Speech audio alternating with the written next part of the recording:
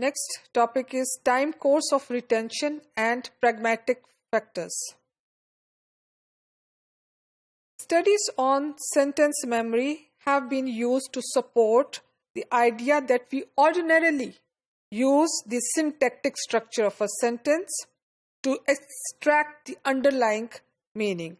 So the studies with regard to memory, and when we are talking about memory, we have to understand the concept of retrieval or retention, which is in the type of, or sometimes referred to, the interval process. That is retention interval. Now this refers to the time that elapses between the initial learning and the subsequent processing or subsequent interval. As interval grows, one is more likely to forget. It leads to forgetting.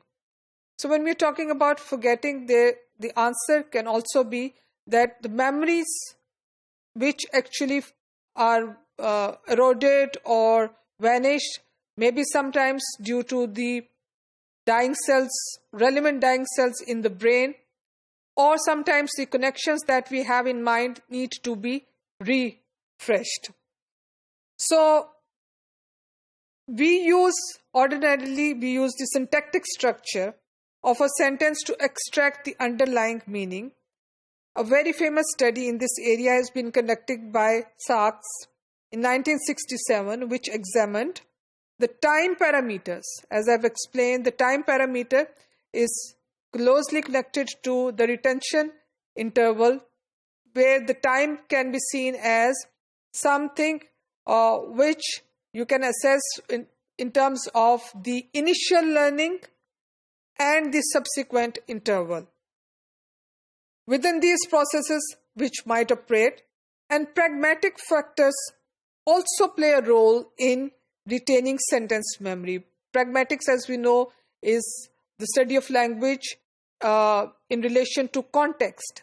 So pragmatic factors are related to the context in which any discourse takes place, and these factors are concerned with the communication, interaction, maintenance of social ties among the participants of a given context. So in addition to course retention, it's not just looking at the memory and the course of time and retention interval processes, but also the pragmatic factors that we will be having in the discussion, and also see that how pragmatic factors contribute in overall understanding of this particular topic. So we will focus on the study conducted by Sachs, who examined the types of test sentences and retention interval. So these two things have been examined by Sachs in the study, and we see that based on the study, it is believed that for each sentence in a passage, there was a set of 4 possible test sentences. The original, 2 that changed the wording but not the meaning, and 1 that changed the wording and not the meaning.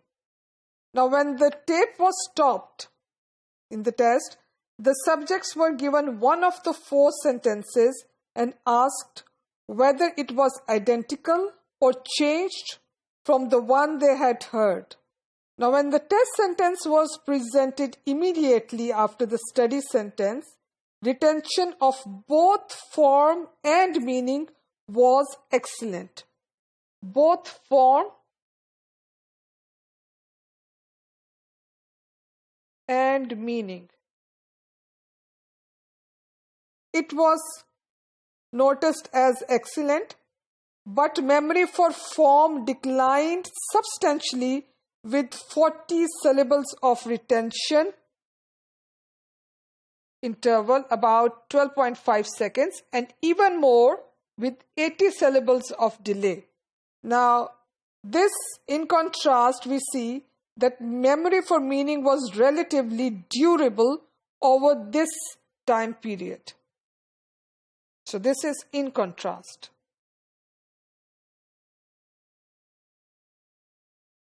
Now, then looking at another factors which are important to understand is the way how pragmatic factors contribute.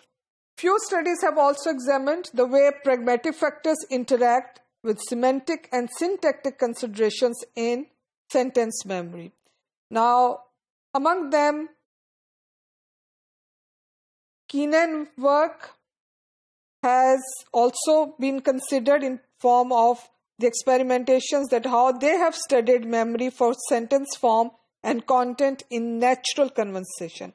Now, what they have done is, Cannon and et al., they recorded a luncheon discussion by researchers who did not know they were being recorded and constructed recognition memory tests from these recordings. Now, the researchers' key finding was that the interactional content of an utterance is an important factor in its retention under naturalistic conditions. So, interactional content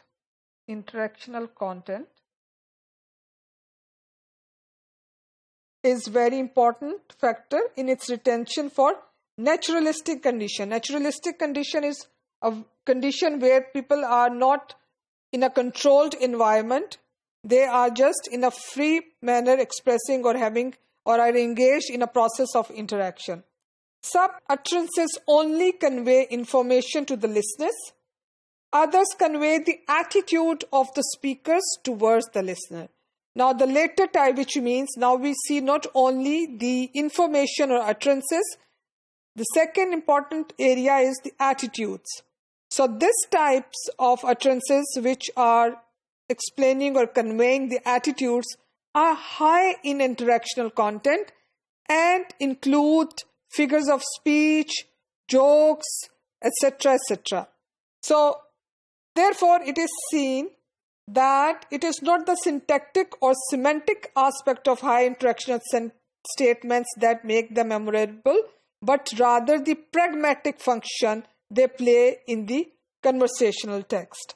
So it is interactional statements, as we see that the test was conducted from people being engaged in a social conversation with having jokes and speeches and things like that in informal. And those pragmatic functions also play in the, especially in this conversational text. They contribute in having not only the syntactic and semantic aspect, but the interactional statements, the high interactional statements are something that make or contribute in making the utterances more memorable. Another point or another area highlighted by Holtgraves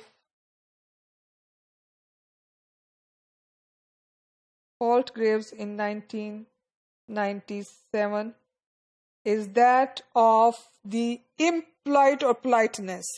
They believe that the information or research students or the subjects in their study remembered polite wording better than impolite wording in an unexpected memory test. So the concept of politeness and impoliteness also contribute in the memory or retention of memory. We ordinarily remember the gist of a sentence and quickly forget its surface form. An exception is pragmatically significant statements such as jokes, insults, etc., whose exact wording is often well remembered.